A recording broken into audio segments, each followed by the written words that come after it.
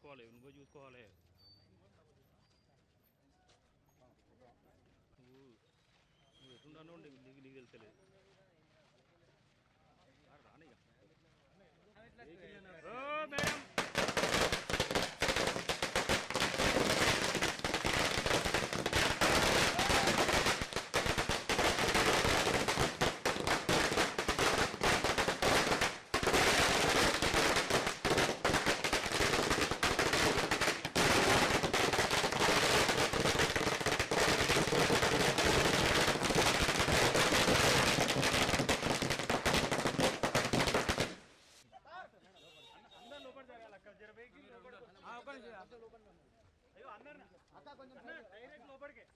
Direct లోపలికి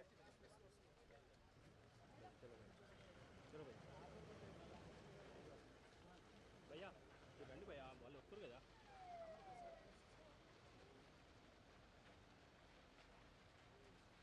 jug Jaggu Jaggu Jaggu Jaggu Jaggu camera అంటే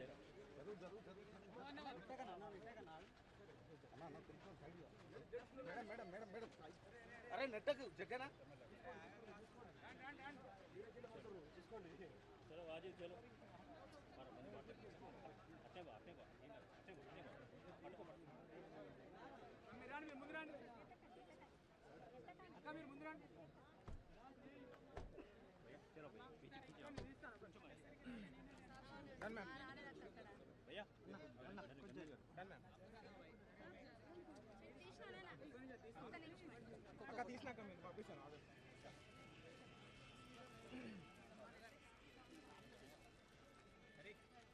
done ma'am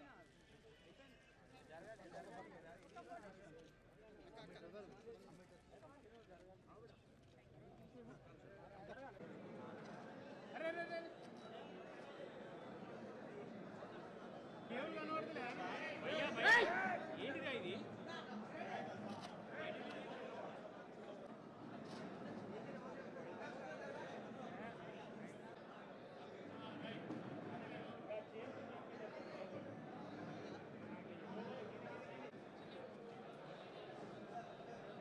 ఇంతమంది పేమెంట్ కవిత ఉంది కదా, అదే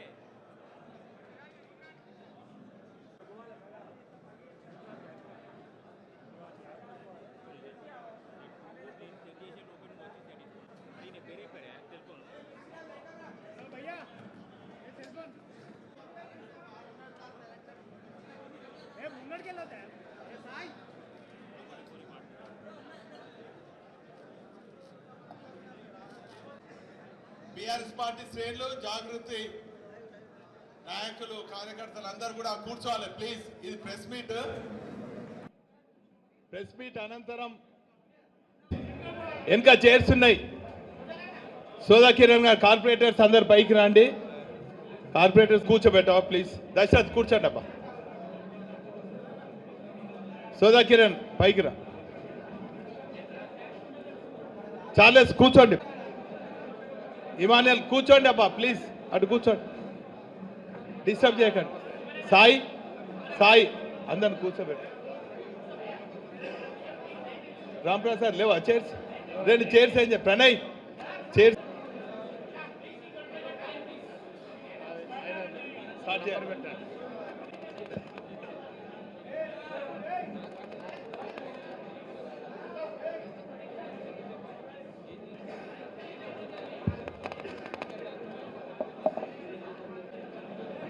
ప్రెస్ మీట్ స్టార్ట్ కాబోతుంది.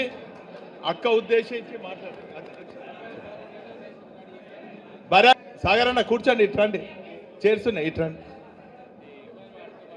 ఇటు ఉన్నాయి అన్న చైర్స్, ఇటు హరే ప్లీజ్ అందరు చెప్పన్న. ప్రవీణ్ డిస్టర్బెన్స్ అవుతుంది.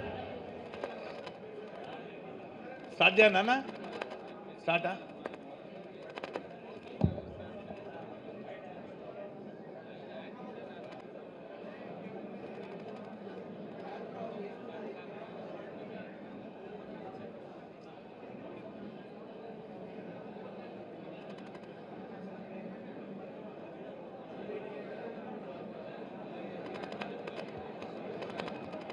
ఈనాటి మేడం మీ ఎమ్మెల్సీ రవీంద్రరావు మీ ఎమ్మెల్సీ రవీందర్ రావు మేడం, మీ ఎమ్మెల్సీ రవీందర్ రావు ఇప్పుడు ఓపెన్ చేస్తారా? డెఫినెట్గా పార్టీలో ఆలోచించుకుంటాం కదా బ్రదర్, ప్రెస్లో చెప్పాం కదా, పార్టీలో ఆలోచించుకుంటాం. Thank you. జై తెలంగాణ.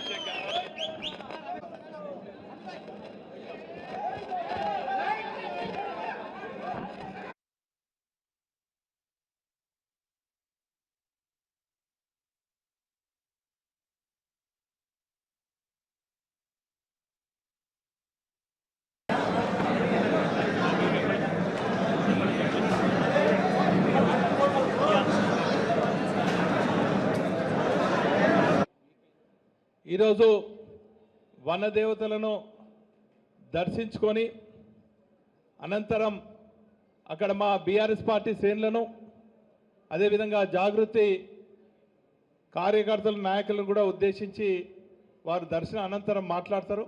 ఇప్పుడు మనను ఉద్దేశించి గౌరవ సోదరిమణి గారు కవితక్క గారు మాట్లాడాల్సిందని కోరుతున్నాను. జరిగింది. మరి ఇవాళ సౌత్ ఇండియాలోనే ఒక కుంభమేళగా మనం చెప్తాం. అటువంటి జాతర అత్యద్భుతంగా లక్షలాది మంది దర్శించుకునేటటువంటి జాతర. ఆ జాతర యొక్క సన్నాహ కార్యక్రమాలు మీకు తెలుసు, ముందే ప్రారంభమవుతాయి. పెద్ద ఎత్తున ఎప్పుడు పోయి దర్శించుకున్న పుణ్యం అనే చెప్తారు. సో ఈ సందర్భంగా ఇక్కడికి దర్శనానికి రావడం జరిగింది. మరి ఎప్పుడు వచ్చినా సరే మా వినయన్న ఆతిథ్యం స్వీకరించకుండా పోవడానికి ఉండదు కాబట్టి వినయన్న దగ్గర ఆగి మిగతా మన గౌరవనీయులు దయాకర్ అన్న గారి దగ్గరికి, రమేష్ అన్న గారు, అట్లనే శంకర్ నాయక్ గారు, వేదిక మీద ఉన్నటువంటి యాదిరెడ్డి గారు, అట్లనే మా అన్న ఎంపీ దయాకర్ అన్న గారు, సీతారాం నాయక్ గారు, పెద్దలందరూ పార్టీ పెద్దలందరి సమక్షంలో మరందరం కలిసి దర్శనానికి వెళ్తూ ఉన్నాం. ఈ సందర్భంగా ఒక విషయాన్ని ఉమ్మడి వరంగల్ జిల్లా ప్రజలందరికీ కూడా నేను గుర్తు చేయదలుచుకున్నాను. మన జిల్లాలో ఇటువంటి జాతర ఉండడం, యావత్ భారతదేశంలో గిరిజనులందరూ కూడా ఒక పుణ్యస్థలిగా దర్శించేటటువంటి ప్రదేశం మన జిల్లాలో ఉండడం నిజంగా కూడా మన అదృష్టం. మనకు కొంగు బంగారంగా సమ్మక్క సారలమ్మ అని చెప్పొచ్చు. మరి అటువంటి జాతర దక్షిణాది కుంభమేళ అంటాం మనం. అటువంటి జాతరకు నేషనల్ స్టేటస్ ఇవ్వాలని మనం ఎప్పటి నుండో డిమాండ్ చేస్తూ ఉన్నాం. దాదాపుగా ఒక 10 సంవత్సరాల నుంచి తెలంగాణ ప్రత్యేక రాష్ట్రం అయిన తర్వాత అనేక సార్లు బీఆర్ఎస్ పార్టీ నుంచి ఎంపీలు కావచ్చు, గౌరవ ముఖ్యమంత్రి వర్యులు కావచ్చు, మన అక్క సత్యవతి రాథోడ్ గారు మంత్రివర్యులుగా ఉన్నప్పుడు తను కావచ్చు, 50 మందిని కూడా అనేక మార్లు కేంద్ర ప్రభుత్వానికి గుర్తు చేయడం జరిగింది. ఇవాళ మూకుమ్మడిగా వరంగల్ ప్రజలందరం కూడా డిమాండ్ చేయవలసినటువంటి అవసరం మనకున్నది. ఇప్పటికే మనకు పాకాల దగ్గర రామప్ప టెంపుల్కి యునెస్కో స్టేటస్ వచ్చి మన జిల్లా పేరు ప్రపంచవ్యాప్తంగా ఒక గౌరవప్రదమైనటువంటి స్థానంలో ఉన్నది. దానికోసం బీఆర్ఎస్ పార్టీ చేసినటువంటి విశేష కృషి మీ అందరికి కూడా గుర్తుండే ఉంటుంది. మనకు అవకాశం వచ్చినప్పుడు మన దగ్గర ఇటువంటి మంచి ప్రదేశాలు ఉన్నప్పుడు కొంచెం కార్యకర్తలంతా దయచేసి సంయమనం పాటించాలి. ఒక్కసారి ముచ్చట్లు పెట్టుకుంటూ ఉంటే బయట కొండ బ్రదర్, ఒక 2 నిమిషాలు ప్రెస్ వాళ్ళతో మాట్లాడేద్దాం. సంయమనం పాటించాలి బ్రదర్స్ అంతా కూడా. ఇటువంటి మంచి ప్రదేశాలు మన దగ్గర ఉన్నప్పుడు, మన ప్రాంత గౌరవాన్ని పెంచేటటువంటి ప్రదేశాలు ఉన్నప్పుడు మనందరం కూడా ఆ అవకాశాన్ని సద్వినియోగం చేసుకొని చరిత్రలో మన జిల్లా పేరు, మన రాష్ట్రం పేరు, మన యొక్క సంస్కృతి సంప్రదాయాలను ముందుకు కొనసాగించే విషయంలో ఉమ్మడిగా కూడా పోరాటం చేయాల్సినటువంటి సందర్భం ఇది. సమ్మక్క సారలమ్మ జాతరకు మరి నేషనల్ స్టేటస్ ఇవ్వాలని చెప్పి మళ్ళీ ఒకసారి ఇవాళ వరంగల్ జిల్లా నుండి మేము బీజేపీ పార్టీని, ప్రధానమంత్రి గారిని డిమాండ్ చేస్తూ ఉన్నాము. ఈ డిమాండ్ అనేక పర్యాయాలు ఉన్నది. దీన్ని చేయదగ్గ విషయమే, దూరమైనటువంటి అంశం కాదు, కష్టమైనటువంటి అంశం అంతకన్నా కాదు. ఎన్ని లక్షల మంది సందర్శిస్తారో అవి కంటిన్యూస్గా చెప్తూ ఉంటారు. మరి అటువంటి ఎన్ని లక్షల మంది సందర్శిస్తారో తెలిసినటువంటి విషయమే. అన్ని లక్షల మంది యొక్క ఆత్మగౌరవ విషయం అవుతుంది కాబట్టి ఖచ్చితంగా national project, national festival status Sammakka సారలమ్మకు ఇవ్వాల్సిందిగా నేను బీజేపీని డిమాండ్ చేస్తూ ఉన్నాను. గౌరవ ప్రధానమంత్రి గారిని రిక్వెస్ట్ చేస్తూ ఉన్నాం. అదేవిధంగా మరి గుర్తించినారు సమ్మక్క సారలమ్మ జాతరను కాబట్టి ట్రైబల్ యూనివర్సిటీకి పార్లమెంట్లో బిల్ పాస్ చేసేటప్పుడు కూడా బీఆర్ఎస్ పార్టీ ప్రపోజ్ చేసిన విధంగానే సమ్మక్క సారలమ్మ పేరుతో ట్రైబల్ యూనివర్సిటీ బిల్ పాస్ అవ్వడం మనందరం సంతోషించదగ్గ విషయం. ఇదివరకే అన్న దయాకర్ అన్న గారి నేపథ్యంలో, జిల్లాలో సత్యవతక్క గారి నేపథ్యంలో ల్యాండ్ ఇవ్వడం, అట్లనే రాష్ట్ర ప్రభుత్వం నుంచి ఇవ్వాల్సినటువంటి 15 కోట్ల రూపాయలను కూడా ఇచ్చి త్వరితగతిన పనులు వేగవంతంగా స్టార్ట్ చేయడానికి ఈ జిల్లా ప్రజాప్రతినిధుల యొక్క కృషి, బీఆర్ఎస్ పార్టీ ప్రజాప్రతినిధుల కృషి ఉందని చాలా సగర్వంగా మనం చెప్పుకోవచ్చు. ఎందుకంటే ఒక మంచి పెద్ద యూనివర్సిటీ 850 కోట్ల రూపాయలతో ఇక్కడ జిల్లాలో ఎస్టాబ్లిష్ కాబోతా ఉంది. అనేక మందికి ఉపాధి వస్తుంది, అనేక మందికి మంచి అవకాశాలు వస్తాయి. కాబట్టి దానికి సంబంధించి మొత్తం ఎఫర్ట్ అంతా కూడా పెట్టినటువంటి బీఆర్ఎస్ పార్టీ జిల్లా ప్రజాప్రతినిధులందరికీ కూడా ధన్యవాదాలు తెలియజేస్తూ ఉన్నాం. మరి సమ్మక్క సారలమ్మ జాతర అంటేనే మనందరికీ తెలుసు, చాలా పెద్ద ఎత్తున సదుపాయాలు కల్పించాల్సి ఉంటుంది. ఉమ్మడి ఆంధ్రప్రదేశ్లో ఈ జాతరను బాగా నెగ్లెక్ట్ చేస్తే తెలంగాణ రాష్ట్రం ఏర్పాటు కాగానే మొట్టమొదటిసారి గౌరవ ముఖ్యమంత్రి గారు అప్పుడు కేసీఆర్ గారు 100 కోట్ల పైచిలకు డబ్బులు ఇచ్చి ఒకటే ఫస్ట్ ఇయర్లోనే మంచి జాతరకు అన్ని ఏర్పాట్లు చేసి తర్వాత ప్రతి సంవత్సరం 75 కోట్లు ఇచ్చుకుంటూ మంచి ఏర్పాట్లు చేస్తూ వచ్చినాం. మరి కనీసం 3800 బస్సులు నాకు తెలిసి లాస్ట్ టైము జాతరకు మనం పెట్టి మంచి ఏర్పాట్లు చేసినాం. ఒక్క వరంగల్లోనే దాదాపుగా 90 పాయింట్స్లో బస్సెస్ని పెట్టి ఎటువంటి ఇబ్బంది లేకుండా ప్రజలను అప్పుడు తరలించినాం. యావత్ తెలంగాణ వ్యాప్తంగా 51 చోట్ల స్పెషల్ బస్సెస్ వేసి ప్రజల్ని తరలించడంలో ఈజీ కావడంలో చేసినాం. ఇవాళ మరి మనందరికీ తెలుసు, గ్రామాలలో ఉండే పరిస్థితి మీడియా మిత్రులకు ప్రజలకు కూడా తెలుసు. బస్సులలో ఎప్పుడైతే ఈ ప్రభుత్వం వచ్చిన తర్వాత మహిళలకు ఉచితం అని చెప్పినరో అప్పటి నుండి విపరీతంగా రష్ ఎక్కువైతున్నటువంటి సందర్భాన్ని మనం చూస్తున్నాం. అనేక చోట్ల గొడవలయ్యి వివిధ రకాలైనటువంటి అసౌకర్యానికి ప్రజలు గురవుతున్నది మనం చూస్తూ ఉన్నాం. సో ఇంకా ఆ పథకం ఒక గాడిలో పడేలోపే మరి సమ్మక్క సారమ్మ జాతర వస్తూ ఉంది. కాబట్టి ఈ జాతరకు ప్రత్యేకించి ప్రజలకు అసౌకర్యం కలగకుండా మరి పురుషులకు ప్రత్యేకంగా బస్సులు వేస్తారా, లేకపోతే మహిళలకు వేసే బస్సులే ఇంకా పెద్ద ఎత్తున పెంచుతారా, ఏదో ఒకటి చేయాలి. కానీ బాధ్యత తీసుకొని ఈ జాతరకు వచ్చే ప్రజలు ఇబ్బంది పడకుండా ప్రభుత్వం దీనిపైన ప్రత్యేక దృష్టి పెట్టవలసిందిగా మేము విజ్ఞప్తి చేస్తూ ఉన్నాం. ఎందుకంటే లక్షలాది మంది వచ్చేటటువంటి జాతర, అనేక సదుపాయాలు ఇక్కడ చేసి ఈ జాతర యొక్క ప్రతిష్టను మనం పెంచుకుంటే నేషనల్ స్టేటస్ కూడా మనకు వస్తుంది. కాబట్టి దాని మీద ప్రభుత్వం సీరియస్గా దృష్టి పెట్టాలని చెప్పి నేను కోరుతా ఉన్నాను. అదేవిధంగా బీఆర్ఎస్ పార్టీకి సంబంధించి ఎప్పుడైనా కూడా వరంగల్ ఉద్యమానికి సంబంధించి మనకు పెట్టని కోటగా ఉన్నది. ఈసారి ప్రజలు పెద్ద ఎత్తున కాంగ్రెస్ పార్టీ వైపు మొగ్గు చూపినారు. సో కాంగ్రెస్ పార్టీకి, ప్రభుత్వానికి చాలా బాధ్యత ఉంటుంది. వరంగల్ ఒక ప్రత్యేకమైనటువంటి స్థానం. వరంగల్లో జరిగేటటువంటి అన్ని కార్యక్రమాలకు మరి ప్రత్యేక శ్రద్ధ పెట్టి ప్రజలు మీ మీద పెట్టినటువంటి బాధ్యతను విస్మరించకుండా మరి పనిచేయాల్సినటువంటి బాధ్యత ప్రభుత్వం మీద ఉంటుందని ఈ సందర్భంగా వారికి గుర్తు చేస్తూ ఉన్నాం. At the same time BRS party కార్యకర్తలు ఎట్టి పరిస్థితులలో మీరు మనోస్థైర్యం కోల్పోవద్దు. రాజకీయాలలో ఎగుడు దిగుడులు ఉంటాయి, ఇటువంటి పరిస్థితులు వస్తుంటాయి. కానీ సంయమనం పాటించి ఓపికతో ఉండి మన యొక్క సిద్ధాంతాలను ప్రజల్లోకి మళ్ళీ తీసుకెళ్తూ ప్రజల మనసును చూరగొనడం ద్వారా మళ్ళీ మనం మంచి స్థానంలో సుస్థిరంగా వెనక్కి రావడం జరుగుతుంది.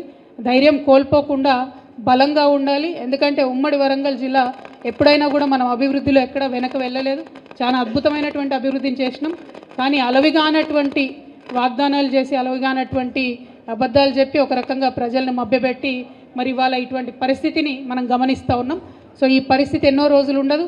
కార్యకర్తలందరూ కూడా ధైర్యంగా ఉండాలని చెప్పి నేను మీ అందరికి కూడా విజ్ఞప్తి చేస్తూ ఉన్నాను. ఇక అనేకమైనటువంటి సమస్యలు వస్తూ ఉన్నాయి. ఇవాళ ఎగ్జిస్టింగ్ 44 లక్షల మందికి ఏదైతే పెన్షన్లు వస్తూ ఉన్నాయో వాస్తవానికి ఎటువంటి ఇబ్బంది లేకుండా పెన్షన్లు ఎవరికైతే వస్తున్నాయో వాళ్లకు పెంచి డైరెక్ట్గా జనవరి 1వ తారీఖు నుండి ప్రభుత్వం ఇవ్వాలనుకుంటే ఏదైతే 2000 పెన్షన్ ఉందో 4000 చేస్తామని చెప్పినారు. ప్రజలకు అసౌకర్యం కలగకుండా డైరెక్ట్గా 1వ తారీఖు నాడు 2000 వస్తున్న వాళ్ళందరికీ 4000 ఇచ్చి ఆ తర్వాత అప్లికేషన్స్ తీసుకుని ఉంటే ప్రజలకు కూడా సౌకర్యంగా ఉండేది. సరే ఏమైతేనేమి డిసెంబర్లో పెన్షన్ రాలేదు, జనవరిలో పెన్షన్ రాలేదు, రైతు బంధు రాలేదు అనేటటువంటి చర్చ గ్రామాల్లో సాగుతూ ఉంది. కాబట్టి త్వరితగతిన ప్రభుత్వం ప్రజలకు భరోసా ఇచ్చి జనవరి 1వ తారీఖునన్నా పెండింగ్ ఉన్నటువంటి డిసెంబర్ పెన్షన్ను, జనవరి పెన్షన్ను మరి పెంచినటువంటి పెన్షన్ను తప్పకుండా త్వరితగతిన ప్రజల అకౌంట్లో వేస్తారని చెప్పి మేము కోరుతూ ఉన్నాం. ఈ అప్లికేషన్లు పెట్టుకుంటున్నటువంటి ప్రజలు అనేక రకమైనటువంటి సందేహాలను వ్యక్తం చేస్తూ ఉన్నారు. మరి అన్ని డీటెయిల్స్ అడుగుతున్నారు కానీ బ్యాంక్ అకౌంట్ డీటెయిల్స్ అడుగుతలేరు. మరి ఇదేం సంగతి? ఒకవేళ యాక్సెప్ట్ అయిన తర్వాత మళ్ళా బ్యాంక్ అకౌంట్ డీటెయిల్స్ అడుగుతారా? ఇది కాలయాపన చేసేటటువంటి ప్రయత్నం ఏమన్నా జరుగుతుందా? అనేటటువంటి చర్చ ప్రజలలో కొనసాగుతున్నటువంటి సంగతి మీ అందరికీ తెలుసు. అట్లనే 200 యూనిట్ల కన్నా తక్కువ ఉన్నటువంటి వారందరికీ కూడా ఫ్రీ కరెంట్ ఇస్తామని చెప్పడం జరిగింది. మరి డిసెంబర్ నెల కరెంటు బిల్లు వచ్చే జనవరికి వస్తుంది కాబట్టి మరి అప్పుడు కట్టాలనా వద్దా అనేటటువంటి చర్చ కూడా ప్రజల్లో జరుగుతున్నది. ఇంకా చాలా అనుమానాలు ప్రజలకు ఉన్నాయి.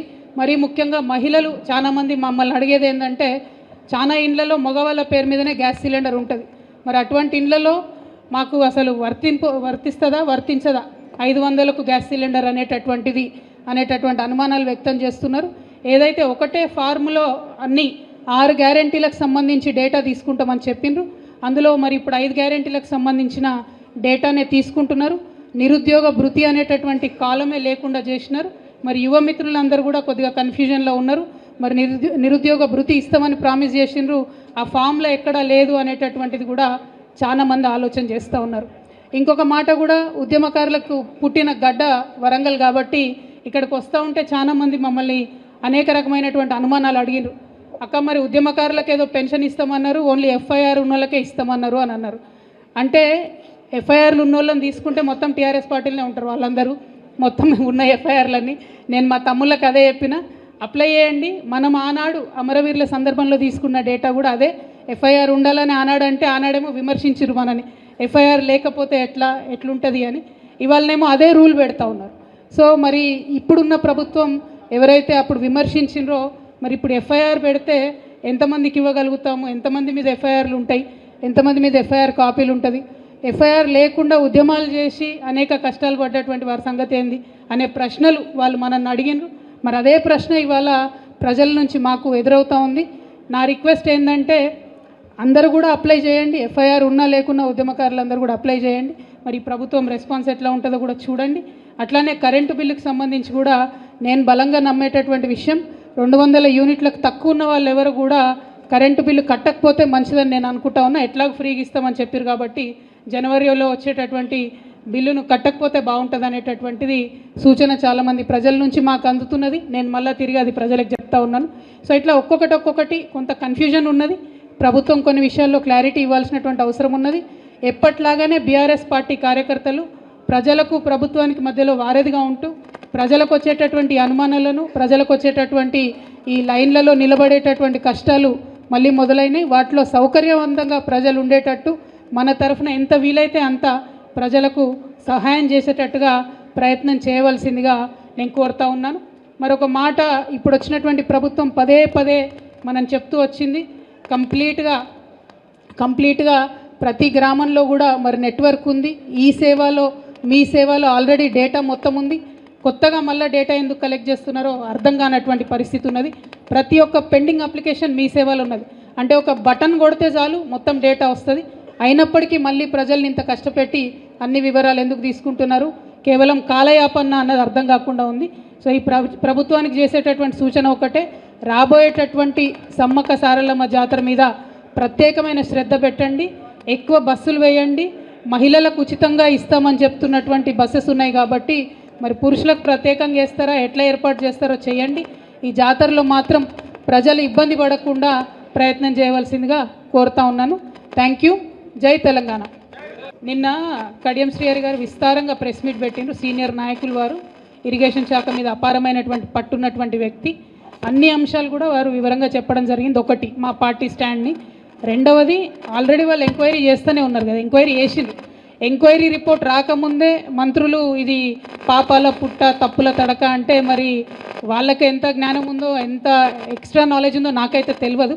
ఎంక్వైరీ రిపోర్ట్ వచ్చే వరకు ఆగితే అందరికి కూడా మర్యాదగా ఉంటుంది. మేడం, అంటున్నారు ఓడిపోయినప్పుడు కూడా బీఆర్ఎస్ కార్యకర్తలంతా ఆత్మస్థైర్యంతో ఉండాలని మీరు అంటున్నారు. ఓడిపోయిన పార్టీ ఒక నిర్ణయం తీసుకుంది పోటీ చేయొద్దని. సింగరేణిలో టెక్నికల్గా ఇబ్బంది ఏమొచ్చిందంటే అక్టోబర్లోనే రిజిస్ట్రేషన్ చేసుకుంటారు కాబట్టి పార్టీ సింబల్ వచ్చింది. కాకపోతే పార్టీ అఫీషియల్ స్టాండ్ పోటీ చేయొద్దు అని తీసుకున్నాం. సమయాన్ని సందర్భాన్ని బట్టి నిర్ణయాలు తీసుకుంటారు, అట్లేముండదు. మనం పోటీలో లేమన్న విషయం నేను కూడా బాహాటంగా చెప్పిన. అందుకోసం ఏం చెప్పినా, సింగరేణిలో మేము ఇన్ని పనులు చేసినాం, మీ ఆత్మ ప్రబోధానుసారం ఓటేయండి అని చెప్పినాం. అందుకే ఇవాళ కాంగ్రెస్ పార్టీ కార్మిక వ్యతిరేకమైనటువంటి పార్టీగా ముద్రపడి ఉంది కాబట్టి సిపిఐ పార్టీ, సిపిఎం పార్టీకి అనుబంధంగా ఉండే ఏఐటియుసిని కార్మికులు గెలిపించుకోవడం జరిగింది గుర్తింపు సంఘంగా. సో టీబీజీకేఎస్ నాయకులు ఉన్నటువంటి వాళ్ళు కూడా అక్కడ లోకల్ పరిస్థితులను బట్టి వాళ్ళ యొక్క నిర్ణయం వాళ్ళు తీసుకోవడం జరిగింది. పార్టీ పోటీలో లేదు కాబట్టి అటువంటి రిజల్ట్ వచ్చింది తప్పితే పోటీలో ఉండేదో మేము ఓడిపోయినట్టు చాలా పత్రికలు రాసినాయి. అఫీషియల్గానే చెప్పినాం మేము పార్టీ పోటీ చేసేటటువంటి ఉద్దేశం లేదని. కాబట్టి పోటీలో లేనటువంటి వాళ్ళు ఎట్లా ఓడిపోతారు అన్నది కొద్దిగా మనం కూడా ఆలోచించుకుంటే బెటర్ అని మేడం అందరు గమనించాలి. గౌరవ ముఖ్యమంత్రి గారైనా గౌరవ మంత్రివర్యులైనా యావత్ ప్రభుత్వం ఎప్పుడైనా సరే వాళ్ళ సెక్యూరిటీ అనేటటువంటిది పోలీస్ వాళ్ళు ఇంటెలిజెన్స్ వాళ్ళు చూసుకుంటారు. ఎవరు కూడా మాకు ఇన్ని కార్లు కావాలి ఇంత సెక్యూరిటీ ఉండాలని ప్రజాప్రతినిధులు కోరరు. సెక్యూరిటీ వాళ్ళు ఇంటెలిజెన్స్ వాళ్ళు చూసి సజెస్ట్ చేస్తారు. అదేవిధంగా సజెస్ట్ చేసినటువంటి వాళ్ళు కాన్వాయ్ని ఎట్లా బిల్డ్ చేయాలి ఎక్కడ బిల్డ్ చేయాలి అనేటటువంటి అంశాన్ని సీక్రెట్గానే ఉంచుతారు ఎప్పుడైనా కూడా. ఎందుకంటే థ్రెట్ ఉంటుందనే సెక్యూరిటీ ఉంటుంది. సో ఆటోమేటిక్గా ఎక్కడో వాళ్ళు పెట్టి దానికి కావాల్సినటువంటి ఫెసిలిటీస్ అన్నీ కూడా క్రియేట్ చేసినట్టున్నారు. అవసరమైనప్పుడు తెచ్చి వాడతారు.